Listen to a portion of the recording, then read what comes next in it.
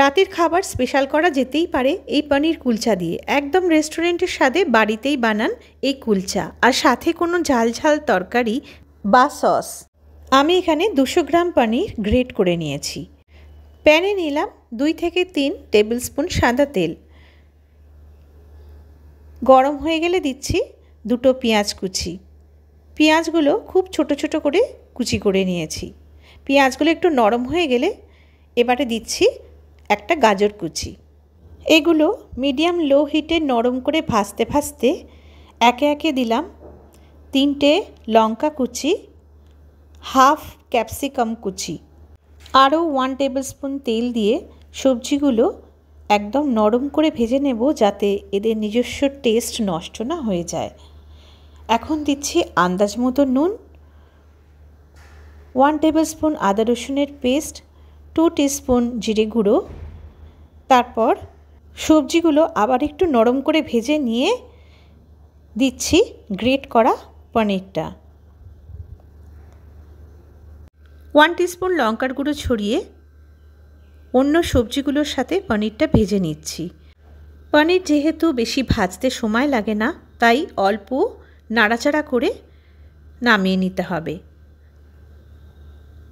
এখন টেস্টি করার জন্য ধনেপাতা কুচি দিলাম। এখন পুরটা একদম হয়ে গেছে, একটু নাড়াচাড়া করে আমি নামিয়ে নেব।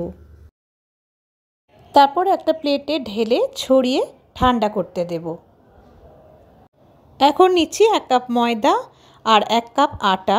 বন্ধুরা, আপনারা চাইলে শুধু ময়দা বা শুধু আটা দিয়েও করতে পারেন। আটা ময়দাটা ভালো করে মিশিয়ে মাঝখানটা একটু ফাঁকা জায়গা করে নিলাম। তারপর এখানে দিচ্ছি 1 টিস্পুন নুন, 1 টিস্পুন চিনি, 1 teaspoon baking powder, 1/4 teaspoon baking soda. এবারে দিচ্ছি 3 টেবিল স্পুন টক দই। তারপর ভালো করে মিশিয়ে 10 মিনিট মতো রেখে দেব। দেখুন বন্ধুরা, এরকম যখন ফুলে উঠবে তখন 2 টেবিল স্পুন সাদা তেল দিয়ে দেব। তারপর ভালো করে আটা ময়দার সাথে এই মিক্সচারটা মিশিয়ে নেব। এবারে আমি একটু একটু করে জল দিয়ে মেখে নিচ্ছি। একটু নরম করে মেখে নেব, কারণ পুর ভরা কচুরি বা পরোটার ডো সবসময় নরম করে মাখতে হয়। মাখা হয়ে গেলে 1 টেবিল স্পুন সাদা তেল ভালো করে মাখিয়ে নিয়ে আধ ঘন্টা ঢাকা দিয়ে রেখে দেব।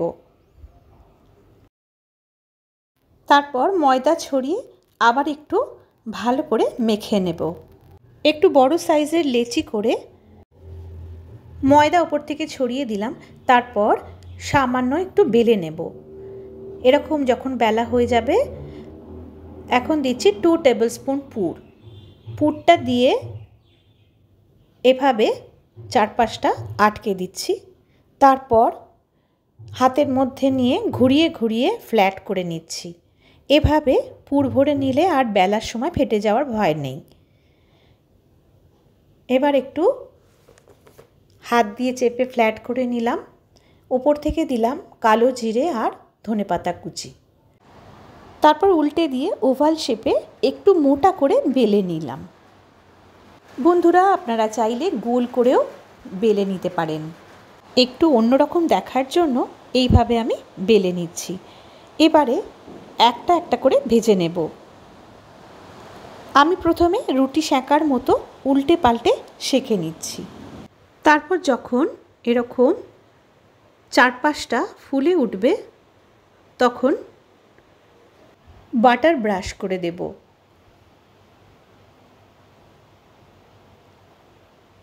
বন্ধুরা, আপনারা চাইলে এখানে তেল বা ঘিও ব্রাশ করে দিতে পারেন। উল্টো দিকটাও একইভাবে বাটার ব্রাশ করে কুলচাগুলো একটা একটা করে সেঁকে নেব। বন্ধুরা, এইভাবে পনির কুলচা বানিয়ে যে কোনো দিনের ডিনারটা করুন একদম স্পেশাল, আর পরিবারের সকলের সাথে এনজয় করুন। বন্ধু হয়ে পাশে থেকে আমাকে জানান কেমন লাগলো। আবার আসবো নানান খাবারের রেসিপি নিয়ে।